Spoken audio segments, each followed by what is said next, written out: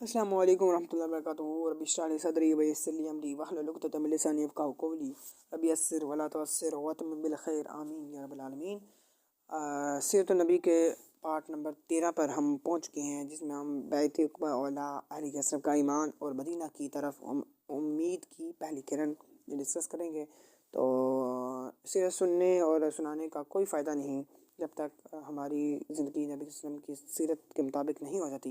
اللہ تعالیٰ سے دعا ہے کہ اللہ تعالیٰ ہمیں نبی صلی اللہ علیہ وسلم کی سیرت پر عمل کرنے کی توفیق عطا فرمائے، آمین.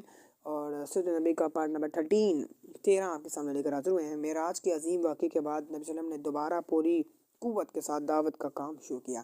آپ رسول وسلم مکہ سے باہر آنے والے قبیلوں سے بھی بات کرتے تاکہ اسلام دور تک پھیل سکے.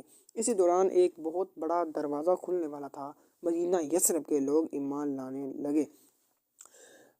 نبوت کے 11ویں سال حج کے موقع پر نبی کے مدینہ کے قبیلہ خنزر کے 6 نوجوان مکہ آئے. انہوں نے ان کی دعوت سنی، قرآن کی آیات سنی اور فوراً پہچان لیا کہ یہی وہ نبی ہیں جن کی خبر ہماری علماء دیتے تھے.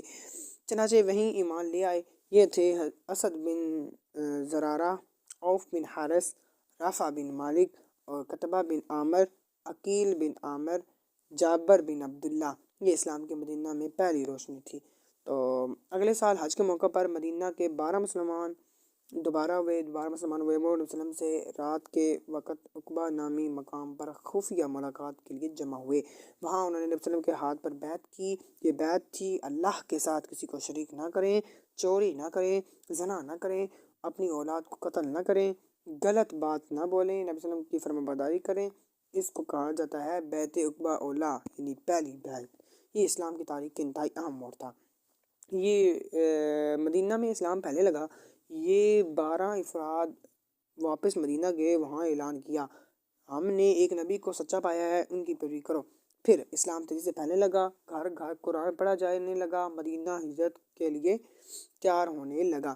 اہل مدینہ کی نرم مزاجی اور انصاف پسندی نے اسلام کو فوراً قبول کیا. نبی صلی اللہ علیہ وسلم نے مدینہ میں قرآن سکھانے کے لیے مصعب بن عمیر کو بھیجا. بیعت کے بعد نبی صلی اللہ علیہ وسلم نے مدینہ میں اسلام کی بنیاد مضبوط کرنے کے لیے مصعب بن عمیر کو بھیجا کہ وہ قرآن سکھاتے، لوگوں کو نماز پڑھاتے، گھروں میں دعوت دیتے، نرم مزاجی سے دل جیت لیتے. انہیں لقب ملا المقرہ، قرآن پڑھانے والا استاد. اس کی کوشش سے مدینہ کے بڑے سردار سعد بن معاذ اور اسید بن خضر رضی اللہ تعالی عنہم ایمان لے آئے. ان کی اسلام لانے کے بعد تقریباً پورا قبیلہ اوس مسلمان ہو گیا.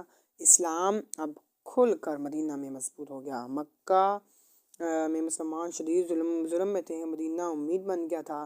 دن بدن قریش ظلم بڑھاتے جا رہے تھے. مسلمان بے گھر ہوتے رہے تھے. کسی کے پاس کاروبار نہ رہا. کوئی شکار کیا جاتا، کوئی بھیڑوں میں جھگڑا جاتا. ایسے وقت میں مدینہ کا دروازہ کھلنا اللہ کی بہت بڑی رحمت تھی. مدینہ کے لوگ ہر سال پھیلتے اسلام کے ساتھ پیغام دیتے: یا رسول اللہ، ہمارے پاس آئیے، ہم آپ کے لیے اپنی جانیں قربان کر دیں گے. یہ محبت بعد میں بیت عقبہ ثانیہ میں ظاہر ہوئی. تو ماشاء اللہ تعالیٰ ہمارا پارٹ نمبر 13 بھی جو ہے وہ کمپلیٹ ہو چکا ہے. تو پارٹ نمبر 14 میں ہم ان شاء اللہ تعالیٰ بیت عقبہ ثانیہ، مدینہ کی ایک عظیم عہد اور ہجرت مدینہ کا آغاز کریں گے. اور اللہ تعالیٰ سے دعا ہے کہ اللہ تعالیٰ اس پر عمل کرنے کی توفیق عطا فرمائے. سبحانک اللہم و بحمدک، اشہد ان لا الہ الا انت، استغفر اللہ.